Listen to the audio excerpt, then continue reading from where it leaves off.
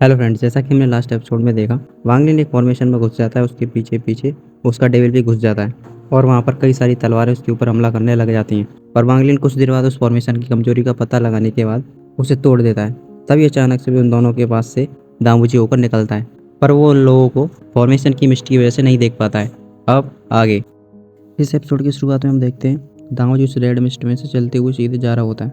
वांगलिन पास में और उसका डेविल भी वहीं पर बैठे होते हैं।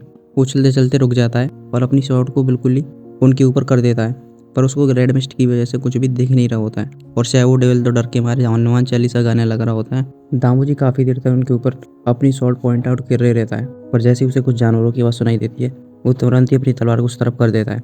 वांग और उसके डेविल के तो गले सूख रहे होते हैं। दामूजी उस तरफ देखता है कि मिस्ट धीरे धीरे करके क्लियर हो रही होती है। तभी उसे मिस्ट में कुछ तलवारें दिख जाती है, पर वो कहने लगता है यहाँ पर भी बहुत अच्छा फॉर्मेशन बना रखा है, ये लुइन लड़का मरने वाला है लगता है अब। पर वो जैसे ही आगे बढ़ रहा होता है, तभी वागलिन उन सभी के शॉट को कंट्रोल कर कर उसके ऊपर हमला करने लगता है। यह देखकर दामूजी थोड़ा सा तो शॉक्ड हो जाता है, फिर तुरंत ही अपनी रेड ब्लू जाड़े शॉट को आदेश दे देता है और वो मैजिक वेपन तुरंत ही उन सभी आ रही सभी फॉर्मेशन शॉटों को रोकने लग जाता है। तभी शाडो डेविल पंग से कह रहा होता है, ये तुम यहाँ पर क्या करने की कोशिश कर रहे हो? अच्छा नहीं रहेगा कि हम उसे चले जाने दें? अगर ऐसा ही चलता रहा और उसने हमें देख लिया तो हमारे तो लौड़े लग जाएंगी। पर वंग उसकी बात पर बिल्कुल भी ध्यान नहीं देता है और अपने काम करने में लगा रहता है। इधर दाऊजी अपने मैजिक वेपन से उसे रोकते हुए कह रहा होता है, थोड़ा सा इंतजार और करो, जैसे ही मैं यहाँ से निकलूंगा उसके बाद सीधी तुम्हारी मौत होगी लुइंग बेटे।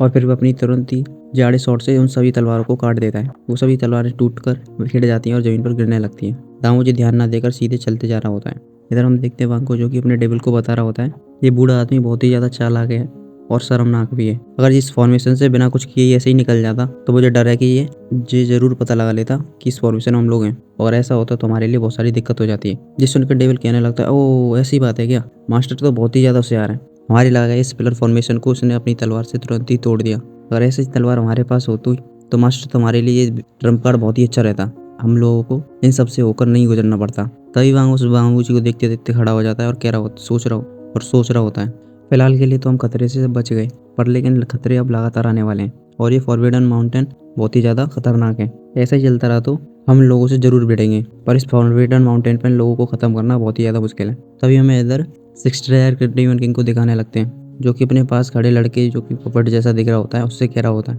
तुम्हें बचाने के लिए हम लाइट ऑफ स्टीलनेस से बहुत ही देर से बचते हुए आ रहे हैं। अगर ऐसा नहीं होता तो हम 3 महीने पहले ही यहाँ पर कब से पहुँच चुके होते। पर मैं तुमको नहीं छोड़ सकता ना, क्योंकि तुम मास्टर का दिया गया मुझे गिफ्ट हो, तो तुम्हारे जैसे रेलिक को मैं पीछे कैसे छोड़ सकता हूँ? उसके कंधे पर हाथ रखकर उस पर हाथ फिरा रहा होता है। और एक बहुत ही ज़्यादा घटिया आदमी जो कि हमारे रास्ते में आ गया है और वो हमारे सभी लगाई हुई फॉर्मेशन को तोड़ते हुए आ रहा है, और मुझे लगता है वो कोई और नहीं बल्कि दामूजी ही है। चलो कोई दिक्कत नहीं। वो शांत हो जाए, हंसते हुए आगे जाने लगता है और वो उस ठंडर के गोले के आगे जाकर बैठ जाता है। अगर आएगा तो हम तब की तब देख लेंगे। वो उस गोले को देखकर कह ही रहा होता है, क्या ही पावर है, मानना पड़ेगा ये रोड टॉप माउंटेन के लिए जाता है। तभी तो देखो कितनी सारी पावर दिखा रहा है। तभी अचानक से पीछे से एकदम दामूजी निकलता है और कह रहा होता है, लिन लड़के मरो, मेरा पूरे रास्ते ख्याल रखना, तुम्हारा बहुत ही शुक्रिया, और अब तुम मर सकते हो। और तुरंत ही उसके ऊपर अपनी जाड़ी तलवार लेकर फैल जाता है।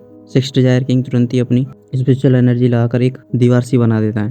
दामूजी उसी दीवार से रुक जाता है और सिक्स डिजायर किंग कह रहा होता है, अरे बूढ़े आदमी तुम क्यों सटे आ गए हो? क्या चाहिए तुमको यहाँ पर? तुमको पता भी है ये टॉप माउंटेन का लास्ट फॉर्मेशन है, अगर यहाँ पर कुछ दिक्कत हो गई तो हम कुछ नहीं ले पाएंगे। इस पर दामूजी उससे कह रहा होता है, मुझे इन सब चीज़ों से कोई मतलब नहीं है, सबसे पहले मैं तुमको मौत की घाट उतारूंगा, तब बाद में ये सब देखा जाएगा।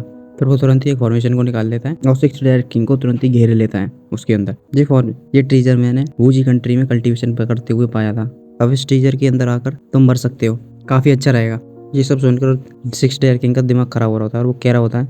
उसके बाद सिक्स डिजायर किंग तुरंत ही अपने क्वीन पपेट को आदेश देने लगता है। उसके मुंह में से रेड कलर की विश निकल रही होती है और तुरंत ही वो एक तलवार में बदल जाता है।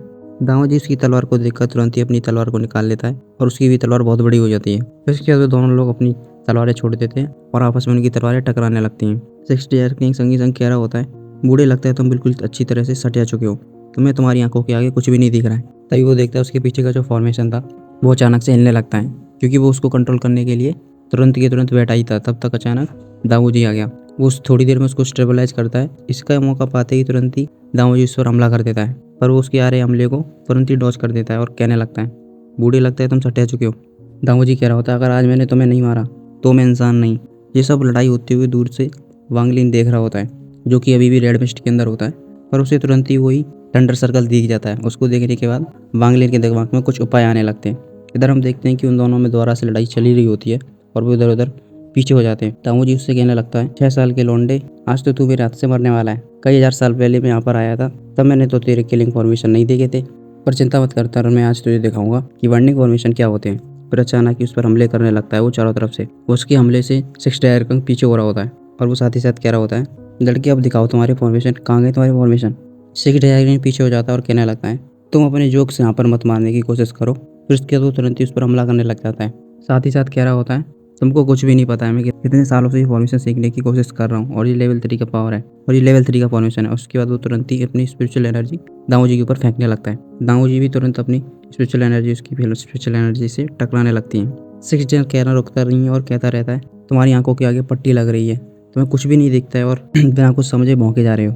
अगर ऐसी बात है तो आज मैं तुमको सुधारूंगा। ये सुनने के बाद दाऊ जी उससे तुरंत कहने लगता है, अपनी बकवास बंद करो, और अपनी स्पिरिचुअल पावर की पावर भी बढ़ा देता है। और उसकी जैसी स्पिरिचुअल पावर बढ़ती है, 6 ड्रैगन पीछे हो जाता है और उसके मुंह से खून निकलने लगता है। दाऊ जी एकदम ही फॉर्मेशन ऑन करते हुए कह रहा होता है, तुमने कभी नहीं सोचा होगा, तुमने जब वो चेन फॉर्मेशन लगाया था वो पहाड़ पे, कि तुम्हारे साथ भी ऐसा हो सकता है आज। फिर उसका फॉर्मेशन तुरंत रेडी हो जाता है और वो तुरंत 6 ड्रैगर के ऊपर हमला कर देता है। और 6 ड्रैगर तुरंत ही एक सुरक्षा कवच लगा देता है, जो कि डबल सुरक्षा कवच होते हैं, और एक काली सी बॉल के अंदर पहुंच जाता है। उसने दाऊ जी की बात सुन ली थी और वो कहने लगता है, चेन शॉर्ट फॉर्मेशन, पर ऐसा फॉर्मेशन तो मैंने लगाया ही नहीं। फिर उससे वो कहने लगता है, दामू ब्रदर, लगता है हमारे बीच में कोई गलती हो गई है।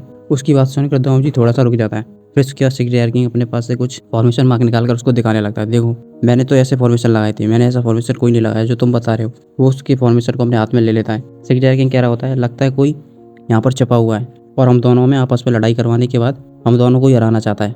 अच्छा रहेगा कि हम दोनों लोग मिल जाएं और इस जगह को दोनों मिलकर पार करें। वो ऐसी बातें कर ही रहे होते हैं, तभी हम वांग लिन को दिखाते हैं। वो तुरंत ही अपने सर्कुलेशन फॉर्मेशन को सीधे उस फॉर्मेशन के अंदर घुसा देता है। वे दोनों उसको देख ही रहे होते हैं और उनकी तो सट्टी बिट्टी उगल हो चुकी होती है और वो फॉर्मेशन वांग लिन के कंट्रोल में आ जाता है। फिर उसके बाद वो फॉर्मेशन तुरंत ही उनके ऊपर हमला करने लगता है और जिससे वे दोनों पीछे हो जाते हैं। तभी 6 ड्रैगर किंग और दाऊ जी दोनों देखते हैं कि आखिर ये कौन कर रहा है। वो पास में वांग लिन को देख लेते हैं और कहने लगते हैं, अरे ये तो वही लड़का है, ये तो पिल फॉर्मेशन वाला लड़का है, पर जिसने इतने सारे फॉर्मेशन कैसे कंट्रोल कर लिए। ये देखकर सर वो डुविल तो बिल्कुल ही चौंक चुका होता है और कह रहा होता है, इविल स्टार, ये तुम क्या करने की कोशिश कर रहे हो, पागल हो गए तुमने गॉड ऑफ ट्रांसफॉर्मेशन के 2 लोगों को अपनी तरफ खींच लिया, अब तुम्हें लगता है कि तुम बच जाओगे यहाँ से। इधर हम देखते हैं कि वो उस फॉर्मेशन से वांग लिन द्वारा लोगों पर लगातार हमले करवा रहा होता है। 6 ड्रैगर किंग वहाँ से बचने की कोशिश करता है, पर वो बच के जा नहीं पाता और वो भी उसी चपेट में आ जाता है। इधर हम देखते हैं दाऊ जी की उसकी हालत भी कुछ ज़्यादा अच्छी नहीं होती। वो आगे बढ़ के जाने की कोशिश कर रहा होता है, पर लेकिन उसके ऊपर भी जोरदार हमला हो जाता है और वो भी पीछे जाकर गिरता है। उन दोनों के मुंह से लगातार खून निकल रहे होते हैं। 6 ड्रैगर किंग कह रहा होता है, अब चाहे कुछ भी हो जाए, मैं सारगोन फॉर्मेशन को पार करके तो जाऊंगा ही। इस एपिसोड में बस इतना ही, मिलते हैं अगले एपिसोड में।